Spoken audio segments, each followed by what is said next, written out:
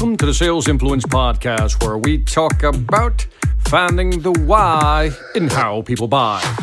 I'm your host, Victor Antonio. Thank you so much for joining me again today. Thank you for lending me your ears. Today I'm going to start, it's going to probably be maybe a multiple-part series here on upselling conversation starters. Let me say that again, upselling conversation starters.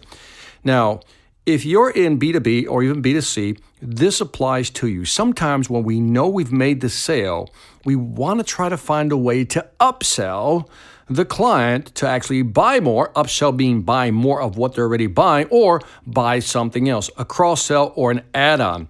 Now, asking someone to consider buying more still leaves the buyer asking themselves a question: do I really need it? Or, does it make sense? Does this make sense? So sometimes an upsell feature might be apparent, in which case it makes it easy to buy. But in the majority of cases, the buyer is trying to rationalize, make sense of it, and or justify, will I utilize this if I spend this much more money? So you can help them make that buying decision by always giving them a reason why. You want to say, here's why. So the challenge at times is finding a way to kick off an upsell conversation. That's what this podcast is all about. How do you kick off an upsell conversation without being seen as anxious or overzealous? So what I've done is I've created a list of upsell phrases that you can use to get the customer to consider buying more of something, an upsell, or again, additional add-ons.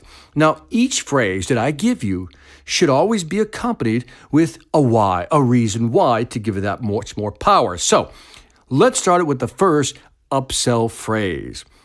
Quote, will that be enough? So you're talking to a customer. I want you to visualize this.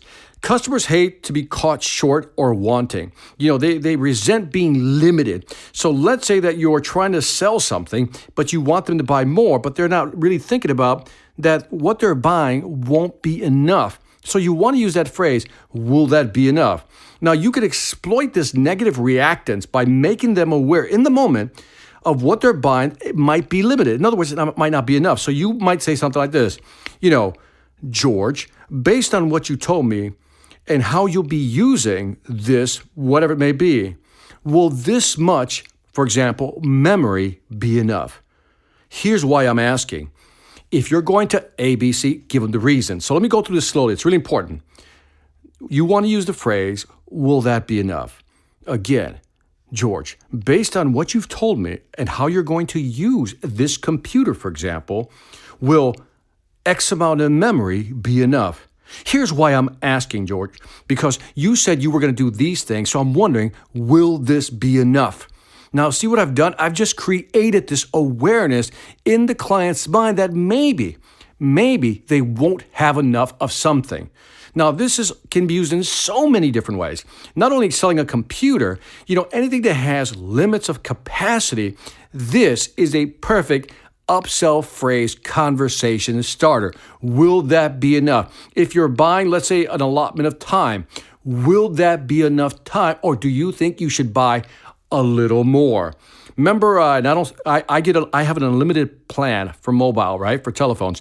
So back in the day, and maybe they still happen out there, is that you buy, let's say, 300 to 500 minutes. And so the upsell phrase would work like this. Will that be enough? Will 500 minutes per month be enough, given the fact that last month you almost used 500, and if you go over the limit, you'll be charged X amount per whatever minutes you use over that limit. So whatever it may be, that phrase, will that be enough, is a very powerful upsell phrase. Let's go to phrase number 2. By the way.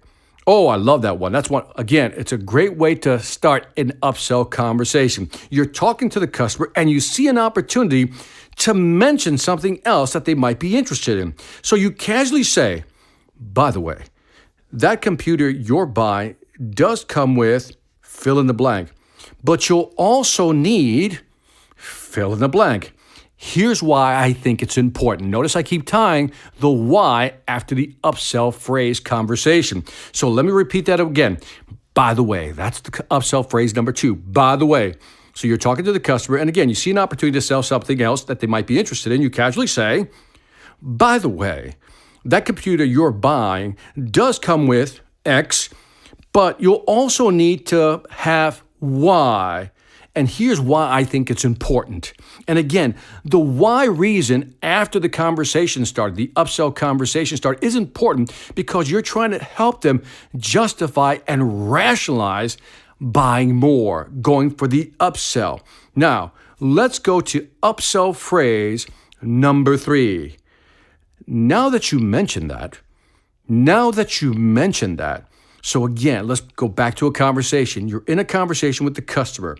The customer may say something to you that triggers you to consider adding something into the buying mix. So for example, let's say the customer just mentions an item and immediately your brain gets triggered and you go, aha, I need to mention this. You say something like, now that you mentioned that, let me show you what I would add if I were you, and here's why. So again, and there's always the and here's why. So let's recap this. 3 upsell phrases I want you to practice. The first one, will that be enough? And again, what you're doing is creating this mindset of scarcity in the client's mind. Will that be enough? Customer's going to say, well, will it be enough? I don't know. And again, you want to create a little bit of doubt to get the customer to consider buying more bandwidth, more memory, more minutes, whatever it may be.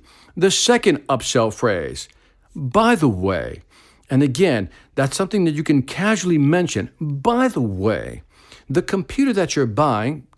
comes with this, but it doesn't come with this. And here's why you should consider it, or why that's important. Upsell phrase number 3. Now that you mention that, and again, I love that one because you can really throw that in almost any part of the closing conversation. Now that you mentioned that, I want to show you something. Let me show you what I think would be even better or something you should consider, and here's why. So again, 3 phrases. Will that be enough? By the way, and now that you mentioned that, 3 phrases that you can use to upsell, start that conversation, and get the client to buy more. In the next podcast, we're going to do a few more upsell conversation starters, and that is it for this Sales Influence podcast. Don't forget to leave me some feedback on iTunes, Stitcher, or YouTube. Let me know what you think. I greatly appreciate it. Also, check out my Sales Velocity Academy, salesvelocityacademy.com. If you want to sell more faster, check it out.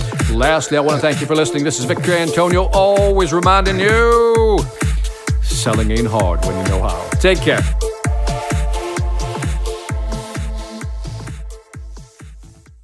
Hi, I'm Victor Antonio. I'm an author, sales trainer, and keynote speaker. I'm often asked, what makes a great speaker? Is it someone who delivers real content that the audience can use?